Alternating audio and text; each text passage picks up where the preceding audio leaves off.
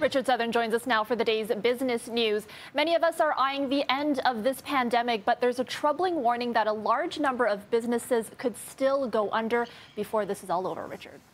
Yeah, you got it. The Canadian Chamber of Commerce, Erica, the latest group to come out today and warn about a potential wave of bankruptcies. It says, as you say, the pandemic's starting to wane, the economy's starting to reopen, the patios are going to open at midnight tonight. But the Chamber of Commerce says many businesses are still in deep trouble, particularly those in the so-called high-contact industries, like, for example, the bars and restaurants. Chamber of Commerce calling on the federal government now to extend the Canada Emergency Wage Subsidy and the rent subsidy into next spring. Those two programs are set to slowly taper off over the summer and end by September.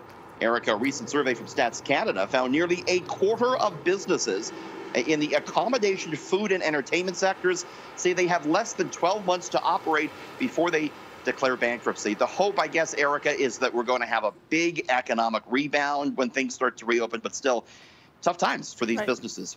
Ontario's financial watchdog says this pandemic will continue to hurt the province's bottom line for years to come. Yeah, the Ford government has pledged to balance the budget by the year 2030, but the Independent Financial Accountability Office coming out today and saying that that's unlikely, not without some big spending cuts. The fiscal watchdog says the province's economy will rebound over the next 2 years, but it's unlikely the government will reach its balanced books goal. The FAO said the last budget in the spring didn't provide details on how the province would achieve the required $17.8 billion in cost savings to balance the books. In order to achieve this goal, the FAO says the government would have to cut spending to the tune of $1,200 per Ontarian.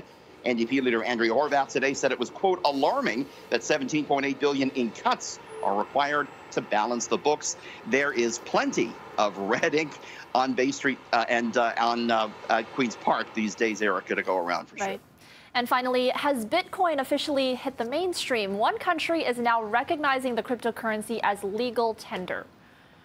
Pretty interesting. El Salvador, the Central American company, now accepting Bitcoin as legal tender. So you go to El Salvador, you're going to see Bitcoin, the items in the store priced in Bitcoin as well as the local fiat currency. And, many Bitcoin proponents have long said that the digital coin is a viable alternative to those fiat currencies. So it'll be all eyes on El Salvador to see if they actually make it work or not. El Salvador's case certainly will be watched as an example for perhaps other countries. Bitcoin well off its high of the other month of 64,000, Erica, but it did move higher on that news today.